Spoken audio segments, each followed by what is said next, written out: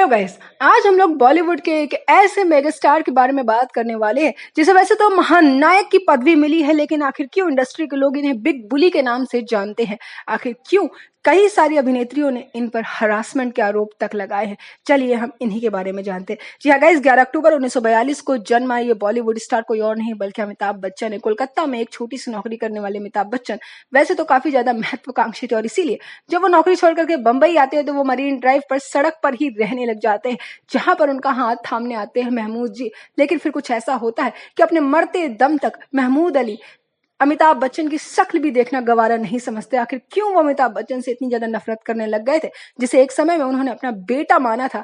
क्या थी इनके पीछे की कहानी, हम थोड़ी देर में बताएंगे, लेकिन हम पहले बात करेंगे अमिताभ बच्चन की जिंदगी के कुछ ऐसे किस्सों की जिन्हें जान करके आपकी होश उड़ जाएंगे। दरअसल ये तो हम सभी को जानते हैं कि 70s की बेहद खूबसूरत और बेहद टैलेंटेड एक्ट्रेस जया बच्चन से अमिताभ बच्चन जी शादी कर लेते हैं। लेकिन शादी के दिनों से ही जया बच्चन को वो कुछ खास खुश नहीं रख पाते हैं। कारण था रेखा जी के साथ उनका लव अफेयर, जो उस समय बॉलीवुड गलियारों में काफी ज्यादा पॉपुलर था।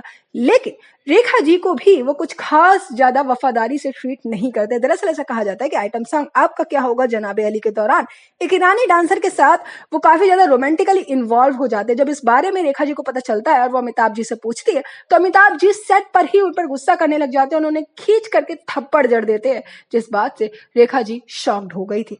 वेल गाइस, केवल इतना ही नहीं, परवीन बॉबी ने अमिताभ जी को लेकर के जो खुलासे किए उसे सुन करके तो आपकी रूह कांप उठेगी। दरअसल गाइस, एक समय पर अमिताभ बच्चन परवीन बॉबी के साथ रोमांटिकली इन्वॉल्व थे। परवीन बॉबी के साथ उनके अफेयर्स के चर्चे काफी ज्यादा सुर्खियों में भी रहे। लेकिन 1989 में परवीन बॉबी अमिताभ बच्चन को एक बहुत बड़ा गैंगस्टर बोलते और कहते हैं उनके गुड्डों ने मुझे किडनैप किया, मुझे एक टापू में ले गए, वहां पर मेरे कान के पीछे एक ट्रांसमीटर लगाया। उन्होंने कोर्ट केस भी अमिताभ बच्चन के ऊपर किया था। हालांकि इसी दौरान परवीन बॉबी को मेंटली अनस्टेबल घोषित कर दिया जाता है, जिससे लकीली अमिताभ बच्चन बच जाते हैं। हालांकि परवीन बॉबी की डेथ भी काफी ज्यादा मिस्टीरियस थी, क्योंकि 3 दिन तक उनकी लाश पड़ी रही थी उनके घर के अंदर। किसी को नहीं पता परवीन बॉबी की डेथ कैसे हुई। आखिर क्या था इसके पीछे का राज? क्योंकि अगर आप सोचिए 1 मिनट के लिए भी अगर 1% की भी सच्चाई परवीन बॉबी के इस बयान में थी तो ये सच में रूह कपा देने वाली कहानी है कि परवीन बॉबी को किन किन चीजों से बॉलीवुड में होकर के गुजरना पड़ा था।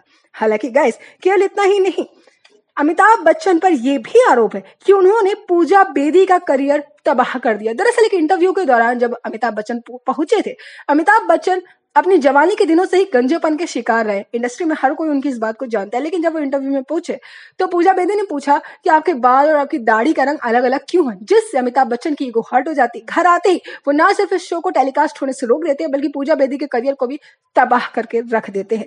हालांकि गैस, अगर हम उनके रोमांटिक इन्वॉल्वमेंट की बात करें तो इसमें भी उनकी लिस्ट काफी बड़ी है। दरअसल एक फिल्म है खुदा गवाह, जिसमें वो श्रीदेवी जी के साथ काम करना चाहते थे। श्रीदेवी जी ने जिसके लिए मना कर दिया था, फिर उन्होंने ट्रक भर के गुलाब श्रीदेवी को पहुंचाया था, और फिर श्रीदेवी ने इस शर्त पर फिल्म करने से हाँ कहा था कि वो इस फिल्म में अमिताभ बच्चन की बीवी और बेटी दोनों का रोल करेंगे, क्योंकि अमिताभ बच्चन और श्रीदेवी के बीच में एज गैप 30 साल से भी ज्यादा। इस वजह से फैंस को ये फिल्म जरा भी पसंद नहीं आई थी और अमिताभ बच्चन को काफी ज्यादा क्रिटिसिज्म का भी सामना करना पड़ा था। हालांकि गाइस, सबसे ज्यादा इन्वॉल्वमेंट जो अमिताभ बच्चन को झेलनी पड़ी थी वो थी ऐश्वर्या राय के साथ। दरअसल ऐश्वर्या राय के साथ उनकी कहानी कुछ ऐसी है कि आइटम सॉन्ग कजरारे के सेट पर ऐसे कई सारे लोगों के बयान है कि ऐश्वर्या राय काफी सारा टाइम अमिताभ बच्चन की वैनिटी वैन में गुजारती थी, जिस वजह से लोगों का दावा था कि ये दोनों एक को स्टार से ज्यादा भी इन्वॉल्व थे। कई सारे लोग सोशल मीडिया में इस बात का दावा करते हैं कि ऐश्वर्या राय अमिताभ जी के साथ थी अभिषेक बच्चन से शादी के पहले भी। हालांकि गाइस, सबसे ज्यादा शॉकिंग फैक्ट ये है कि अमिताभ बच्चन ने एक बार अमृता सिंह को पार्टी के दौरान ही जबरन किस कर लिया था। दरअसल 90s की ये ब्यूटी अमृता सिंह पर हर सेलिब्रिटी का क्रश था। अमृता सिंह काफी ब्यूटीफुल थी, लेकिन जब एक पार्टी में अमिताभ बच्चन डैनी डेंजोक्पा के साथ जाते हैं तो अमृता सिंह डेंजोक्पा जी के साथ डांस करने लग जाती है, जो अमिताभ जी को पसंद नहीं था, क्योंकि अमिताभ जी भी अमृता सिंह को काफी ज्यादा पसंद करते थे, और इसीलिए वो अमृता सिंह को घसीट लेते और उन्हें जबरन किस कर लेते, जिस वजह से अमिताभ जी को काफी ज्यादा बदनामी का सामना करना पड़ा था। हालांकि गाइस, ये सब तो तब भी ठीक है, एक एक्ट्रेस के साथ उनका एक ऐसा इन्वॉल्वमेंट है जिसे सुन करके आपके होश उड़ जाएंगे। जी हाँ गाइस, ये एक्ट्रेस कोई और नहीं बल्कि बॉलीवुड एक्ट्रेस कृति सेनन है। दरअसल ऐसा कहा जाता है कि मुकेश अंबानी के बेटे अनंत अंबानी की वेडिंग फंक्शन के फर्स्ट डे पर ही जया बच्चन और कृति सेनन के बीच में कुछ बहस हो जाती है, और ऐसा कहा जा रहा था कि अमिताभ बच्चन काफी ज्यादा इन्वॉल्व है। इनफैक्ट कृति सेनन की सोशल मीडिया पोस्ट में भी अमिताभ बच्चन कमेंट कर चुके हैं। ऐसा कई सारे लोगों का दावा है कि ये दोनों एक दूसरे के साथ इन्वॉल्व है। हालांकि ये बात कितनी सच कितनी झूठ हमें नहीं पता, लेकिन हमें इतना जरूर पता है धुआं वहीं से उठता है जहां पर आग जल रही होती है। हालांकि गाइस ये सब तो तब भी ठीक है, कई सारे ऐसे लोगों का दावा है कि अमिताभ बच्चन ने उनके करियर को बर्बाद किया है, जिसमें नसीरुद्दीन शाह, राज बब्बर, शत्रुघ्न सिन्हा, कादिर खान और मुकेश खन्ना है।